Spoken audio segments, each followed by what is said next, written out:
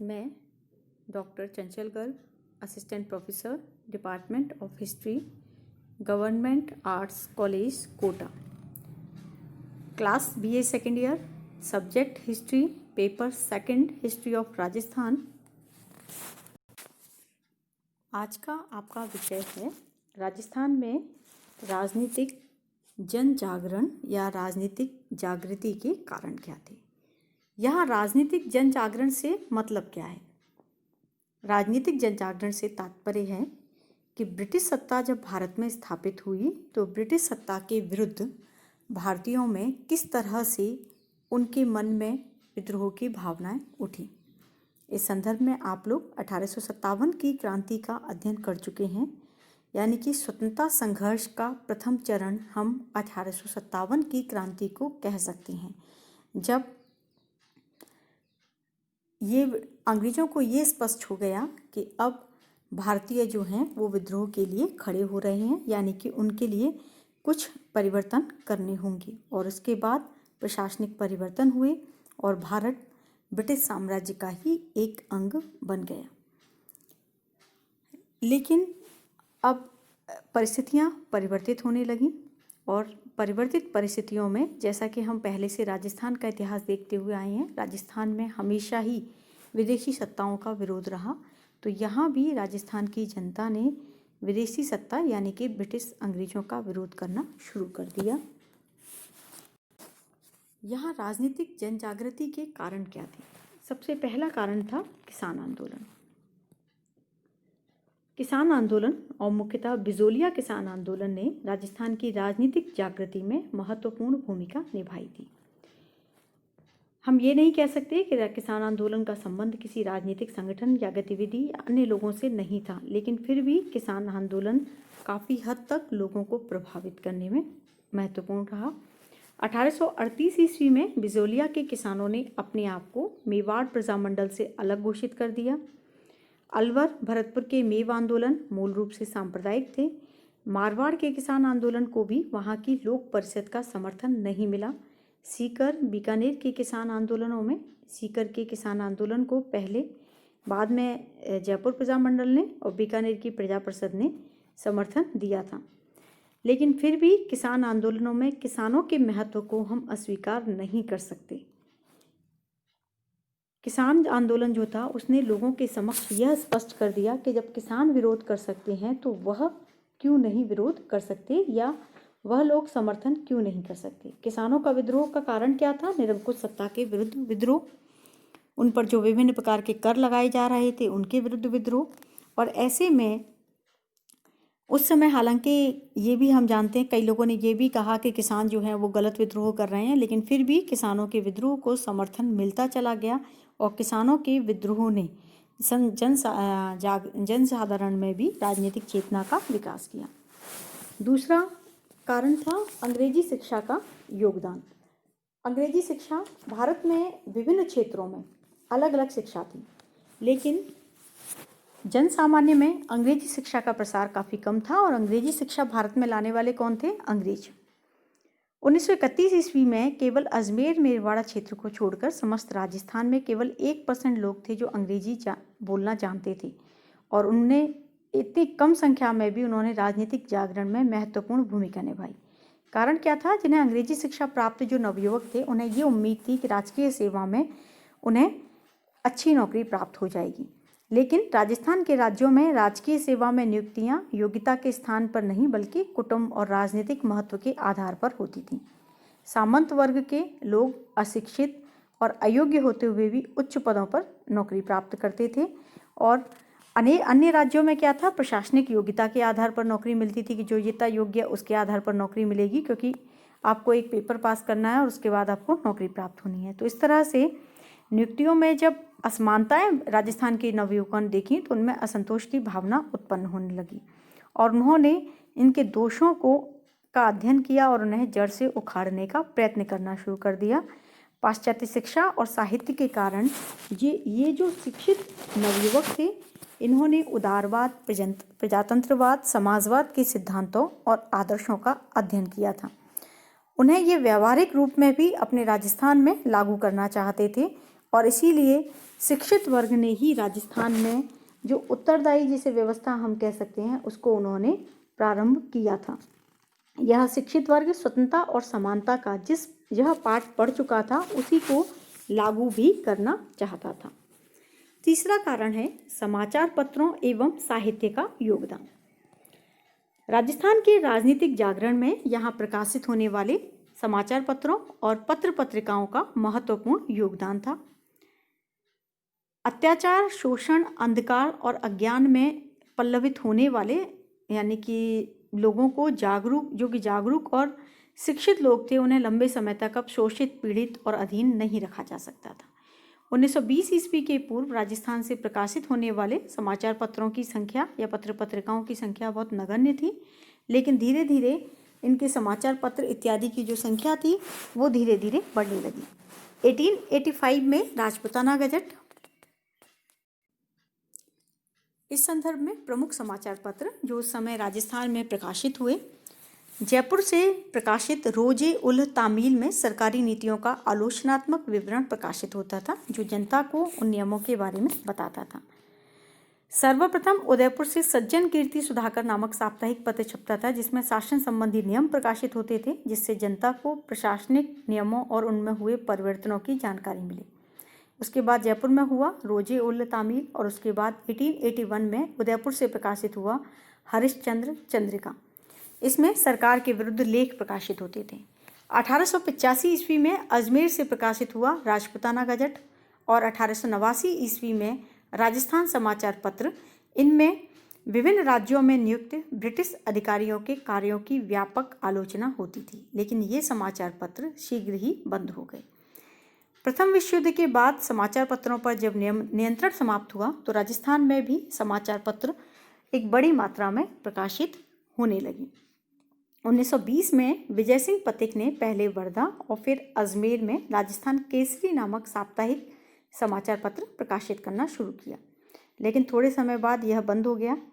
1922 में राजस्थान सेवा संघ ने नवीन राजस्थान के नाम से समाचार पत्र शुरू किया, जिसने बिजोलिया, बेंगू के किसान आंदोलनों और भूमट के भील आंदोलन का समर्थन किया, लेकिन 1923 में इसे बंद करना पड़ा।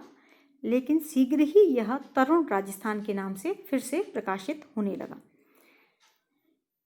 इस समाचार पत्रों को में नीमूचाड़ा कांड इत्यादि के अलावा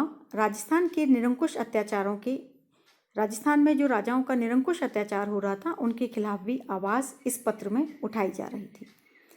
1923 ईस्वी में ऋषिदत्त मेहता ने व्यावर से राजस्थान नामक साप्ताहिक पत्र शुरू किया। 1930 के बाद समाचार पत्र बढ़ते चले गए। 1932 में प्रभात, 1935 में जयपुर समाचार, 1936 में नवज्योति और 1939 में नवजीवन, 1943 में लोकवाणी, अलवर समाचार आदि प्रकाशित होने लगे। और इस तरह से समाचार पत्रों की जो संख्या थी वो धीरे धीरे बढ़ने लगी और इन समाचार पत्रों में रियासती शासकों के शोषण, अत्याचारों की व्यापक आलोचनाएं, चर्चाएं होती थीं। ये चर्चाएं और आलोचनाएं राजनीतिक जागृति में सहायक हुई, क्योंकि लोगों को ये पता चला कि उनके नरेश विलासी और निष्क्रिय हैं और उन्हें अपने शासकों और उनके संरक्षक अंग्रेजों से घृणा होने लगी। वे प्रशासन में बदलाव लाने के लिए तत्पर हो उठे। समाचार पत्रों के माध्यम से उनके विचारों का आदान प्रदान शुरू हुआ। अपने राष्ट्रीय नेताओं के विचारों से वे अवगत हुए। इससे उनमें अपूर्व जन जागरण हुआ। कलम की धार तलवार से भी तीक्ष्ण होती है, ऐसा माना जाता है। इस समय समाचार पत्रों के अतिरिक्त राजस्थान के साहित्यकारों ने अपनी लेखनी से जन जागृति उत्पन्न की। राजस्थान के चारण अपनी ओजस्वी रचनाओं के लिए प्रसिद्ध रहे हैं। इस काल में केसरी सिंह बारहट की रचनाओं ने राजस्थान के लोगों में क्रांति का शंख फूंका। सूर्यमल मिश्रण की वीर सतसई क्रांतिकारी विचारों से ओतप्रोत थी। इसके साथ ही ये भी कहा जाता है जयनारायण व्यास की कविताओं और श्री हीरालाल शास्त्री की गीतों ने भी अंग्रेजों के विरुद्ध आक्रोश को जागृत करने में महत्वपूर्ण भूमिका निभाई थी। इसके बाद अगला कारण है मध्यम वर्ग की भूमिका। भारत का राष्ट्रीय आंदोलन प्रारंभिक अवस्था में मध्यम वर्ग का संघर्ष रहा था, जो अपने अस्तित्व के लिए नई स्थिति और परिचय का उत्सुक था। मध्यम वर्ग में कौन लोग शामिल होते हैं? इसमें होते हैं वकील, शिक्षक, इंजीनियर, वैज्ञानिक, चिकित्सक, साहित्यकार, बुद्धिजीवी, व्यवसायी, पत्रकार आदि। यानी कि जो पढ़ लिख कर अपने लिए स्ट्रगल कर रहे हैं वे लोग हुए शामिल मध्यम वर्ग में। इनका मुख्य ध्येय जो था वो था भारतीयों में राजनीतिक और राष्ट्रीय चेतना उत्पन्न करना।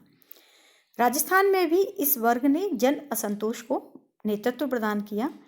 बिजौलिया के किसान आंदोलन ने तभी गति पकड़ी जब विजय सिंह पथिक, माणिक्यलाल वर्मा, रामनारायण चौधरी, हरिभाऊ उपाध्याय जैसे लोग इसमें सम्मिलित हुए। ये सभी लोग मध्यम वर्ग के प्रतिनिधि थे। जोधपुर में जयनारायण व्यास ने राजनीतिक चेतना की मशाल प्रज्वलित की। बीकानेर में वकील रघुवर दयाल ने नेतृत्व दिया। अलवर में मास्टर भोलानाथ, सिरोही में गोकुल भाई भट्ट, जयपुर में पंडित हीरालाल शास्त्री, देवी शंकर तिवारी, ये सभी मध्यम वर्ग से संबंधित थे। इन्होंने उच्च वर्ग में जितनी भी प्रचलित सुविधाएं थी उन सभी में को कम करने की, क्योंकि उन्हें ये लगता था कि उच्च वर्ग के पास सुविधाएं हैं, साधन हैं और इसीलिए वो लोग किसी भी तरह के परिवर्तन में इच्छुक नहीं हैं। लेकिन मध्यम वर्ग जो था वो इस परिवर्तन का इच्छुक था। कारण उसे ये मानता था कि जो उच्च वर्ग है वो सर्वसाधारण को अज्ञानता के अंधेरे में रखना चाहता है, राजकीय नौकरियों पर अपने परिवारों का दबदबा रखना चाहता है और सर्वसाधारण का शोषण करना चाहता है। तो राजस्थान में राजनीतिक एकता को जागृत करने का उत्तरदायित्व मध्यम वर्ग पर था, क्योंकि उच्च वर्ग अलग था और निम्न वर्ग अपने रोजी रोटी की जद्दोजहद से जूझ रहा था। तो ऐसे में मध्यम वर्ग के शिक्षित युवकों ने प्रजातंत्र, राष्ट्रवाद और स्वतंत्रता के आदर्शों को पढ़कर उन्हें लागू करने का प्रयत्न किया। अगला कारण है स्वामी दयानंद और आर्य समाज का प्रभाव। स्वामी दयानंद सरस्वती कौन थे? दयानंद सरस्वती आर्य समाज के संरक्षक कहे जाते हैं और स्वामी दयानंद सरस्वती ने ही समूचे भारत में एक तरह से अपनी संस्कृति, भारतीय संस्कृति और सभ्यता का पाठ पुनः याद कराया था।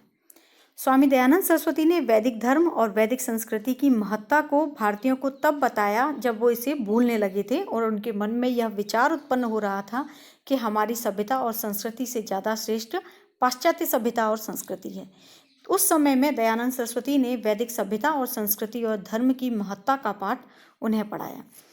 1861 ईस्वी में स्वामी जी ने सबसे पहले राजस्थान की यात्रा की और इस यात्रा के दौरान करौली, जयपुर, अजमेर, उदयपुर आदि स्थानों के राजा, महाराजा, ठाकुर और प्रबुद्ध नागरिकों को अपने विचारों से उन्होंने प्रभावित किया। इसी के बाद 10 अप्रैल 1875 को दयानंद सरस्वती ने बम्बई में आर्य समाज की स्थापना की। आर्य समाज धार्मिक और सामाजिक आंदोलन था और अप्रत्यक्ष रूप से इसने राष्ट्रीय जनजागृति में भी अपना सहयोग प्रदान कर दिया।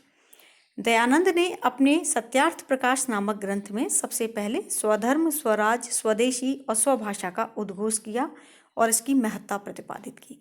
जैसे जैसे आप लोग राष्ट्रीय आंदोलन पढ़ेंगे तब आप ये जानेंगे कि उसके मुख्य ध्येय भी यही थे। स्वराज, स्वधर्म, स्वदेशी आंदोलन शुरू किया गया। स्वराज्य के लिए ही लगातार के लिए ही लगातार अंग्रेजों से बातें की जाती रहीं कि कैसे भी हमें स्वराज ही चाहिए।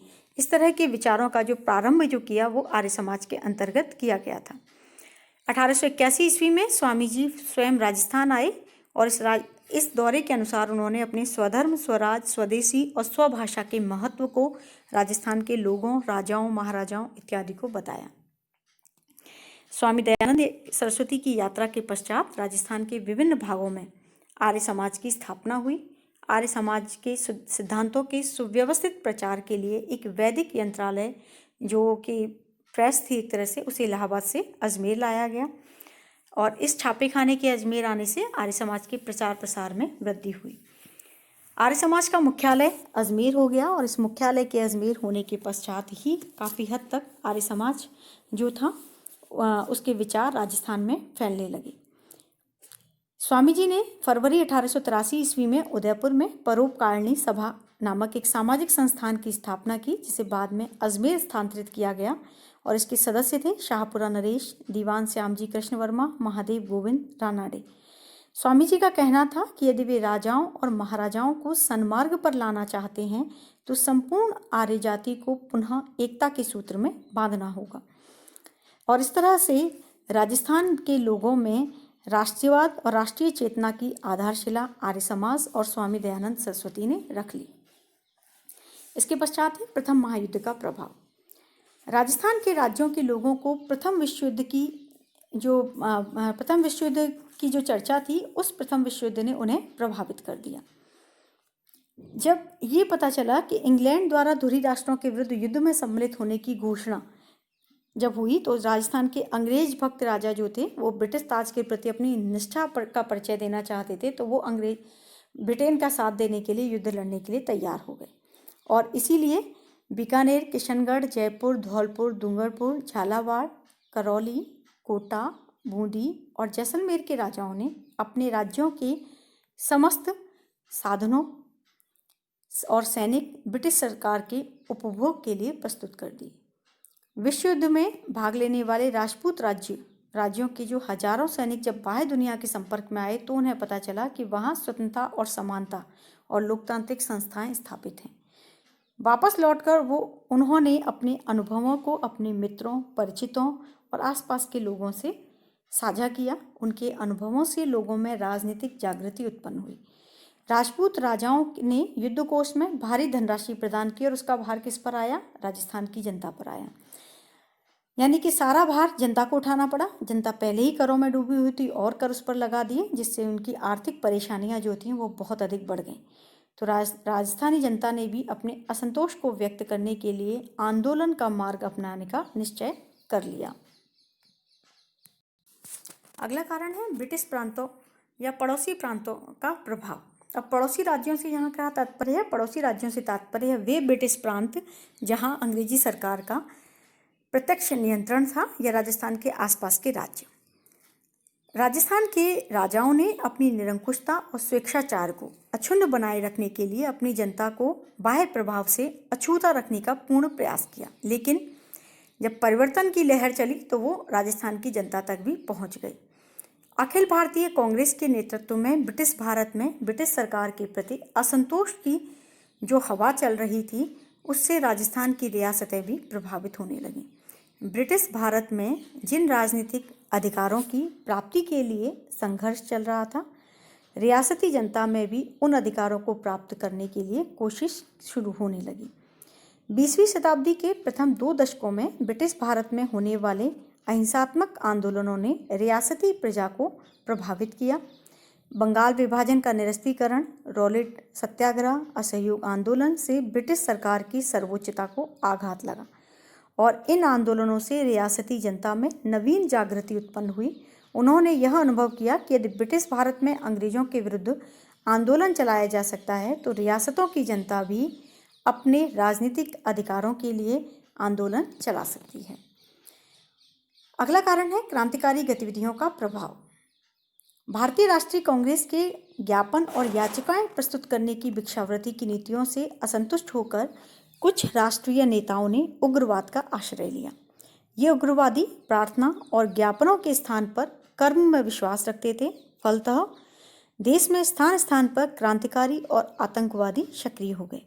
यद्यपि 1-2 अपवादों को छोड़कर राजस्थान में कोई क्रांतिकारी गतिविधि नहीं हुई, किंतु राजस्थान भी इन क्रांतिकारी आंदोलनों से अक्षुण्ण नहीं रहा। 20वीं शताब्दी में राजस्थान में श्यामजी कृष्ण वर्मा, अर्जुनलाल सेठी, केसी सिंह बारहट, प्रताप सिंह बारहट, गोपाल सिंह खरवा, स्वामी गोपाल दास, दामोदर दास राठी आदि उग्र विचारधारा के व्यक्तियों का उदय हुआ। इन्होंने विभिन्न संस्थाओं और अपने स्वयं के प्रयासों से उग्रवादी विचारधारा को प्रोत्साहित किया। इन सब के बारे में आपको जानकारी इस टॉपिक के बाद दी जाएगी। और इस तरह से इनके माध्यम से राजस्थान में क्रांतिकारी गतिविधियां शुरू हुई। इसके अलावा भी हम कुछ और कारणों का भी यहाँ वर्णन कर सकते हैं, जैसे प्रवासी व्यापारियों का योगदान।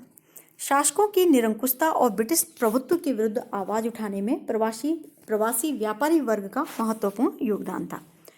प्रथम विश्व युद्ध के पूर्व प्रवासी व्यापारी वर्ग ब्रिटिश सत्ता का समर्थक था, लेकिन उसके बाद विभिन्न कारणों से उनका विचार परिवर्तन हो गया, क्योंकि उन्होंने ये देखा कि व्यापार और वाणिज्य में अंग्रेजों की कुरीतियों की वजह से, उनके दोगलेपन की वजह से उन्हें नुकसान उठाना पड़ रहा है। उनके वाणिज्य और व्यापार में अंग्रेज बाधक हो रहे हैं।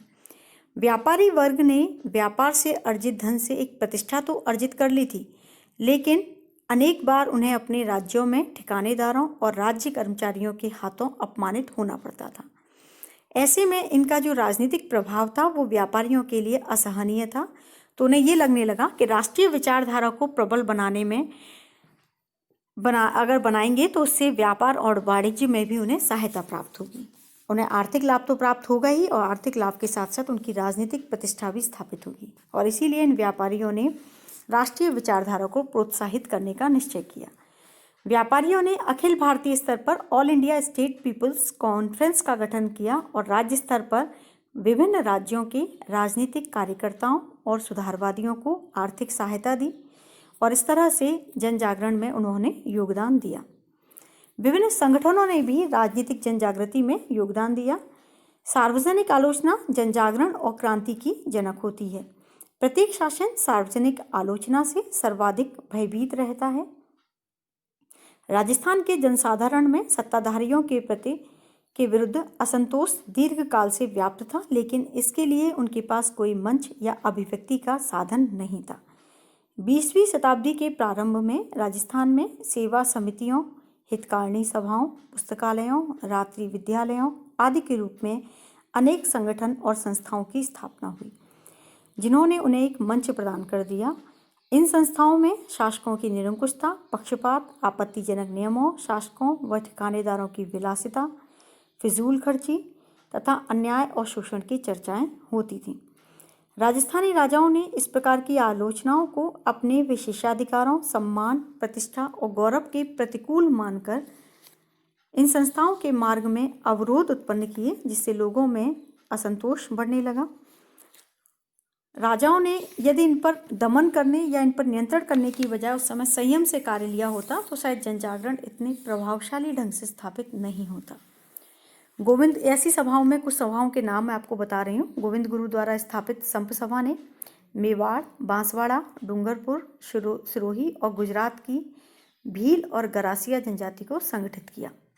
1915 में विजय सिंह पथिक ने सेवा समिति की स्थापना की और किसानों में नवीन जागृति उत्पन्न की।